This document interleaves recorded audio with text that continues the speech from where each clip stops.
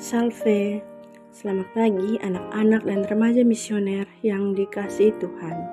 Berjumpa kembali dengan Bunda Ita dalam Do Re Mi, doa dan renungan misioner bersama kami Paroki Santo Petrus dan Paulus Argapura, Keuskupan Jayapura. Edisi Senin 18 Desember 2023. Pagi hari ini kita akan merenungkan firman Tuhan, yaitu dari Injil Matius ayat bab 1 ayat 18 sampai ayatnya yang ke-24, yaitu dengan perikop kelahiran Yesus Kristus. Namun sebelum kita mendengarkan dan merenungkan firman Tuhan pada pagi hari ini, mari kita mengawalinya dengan berdoa. Dalam nama Bapa dan Putra dan Roh Kudus. Amin. Ya Allah, Bapa yang Maha Baik, terima kasih atas perlindungan-Mu sepanjang malam tadi.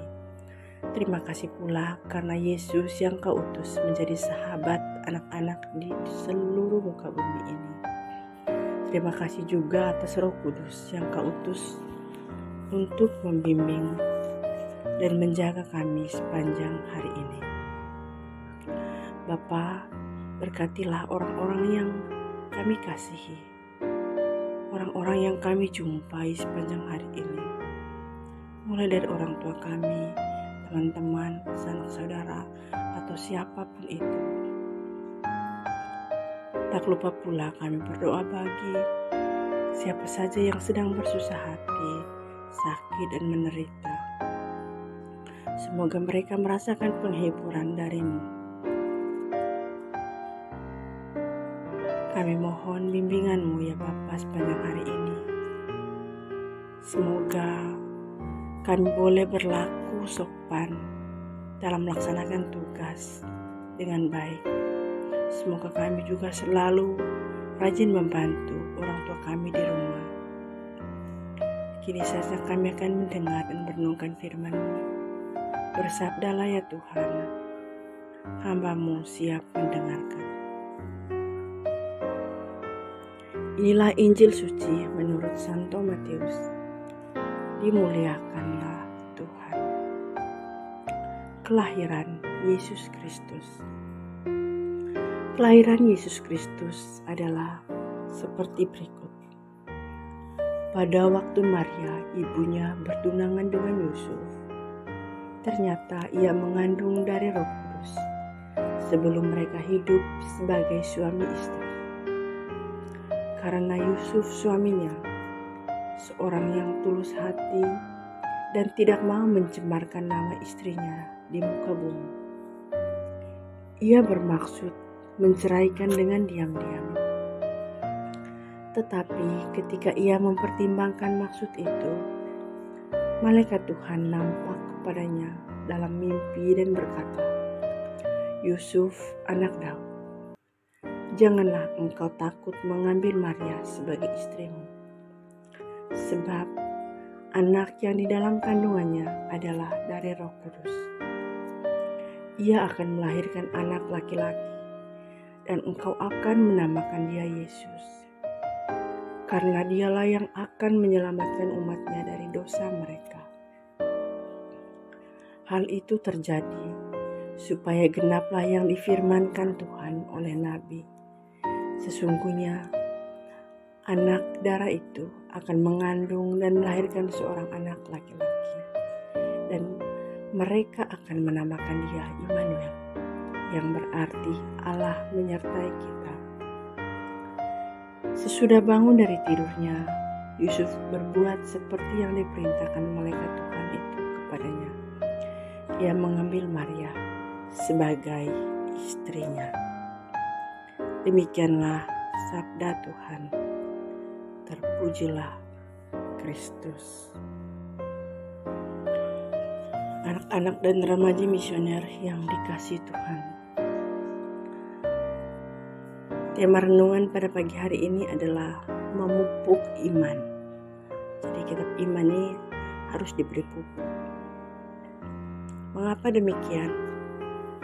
Jadi ada kalanya sebagai manusia kita merasa takut dan khawatir ketika hidup kita atau keadaan kita atau kita sendiri dihadapkan dengan suatu masalah atau diberikan suatu tanggung jawab, dan itu adalah hal yang wajar. Misalkan ketika di Kombas, para kakak-kakak pendamping kami diberi tugas memimpin ibadah Kombas, ataupun pada saat di sekolah, situasi di sekolah, kita diberi kesempatan untuk kita bertugas memimpin ibadah pagi di sekolah. Tentu rasa khawatir itu, rasa cemas itu ada. Itu menjadi hal yang wajar. Apalagi kalau kita tanpa persiapan. Wow, itu lebih deg-degan lagi. Nah, kalau yang menjadi tidak wajarnya itu seperti apa? Yaitu ketika rasa takut dan khawatir itu dibiarkan terus menguasai diri kita, sehingga iman kepada Tuhan melemah. Jadi tadi diminta untuk memimpin ibadah pagi di sekolah, karena rasa takut dan rasa khawatir terus menerus sehingga dia menolaknya untuk memimpin ibadah. Diberi kesempatan lagi terus menerus dia menolak, maka imannya kepada Tuhan pasti melemah ketika mengalami kekhawatiran dan takut seperti ini. Misalnya, kadang juga kita merasa khawatir dalam hal melalui hari-hari, merasa kurang ini dan itu. Misalkan, setiap hari curhat dengan teman, aduh saya ini tidak bisa lancar bahasa Inggris, tidak bisa matematika. Tetapi justru ia mengatakan sebaliknya pada saat kalian baku cerita dengan teman, bahwa yang teman saksikan bahwa ia bisa berbahasa Inggris, ia bisa berbahasa, ia bisa matematika.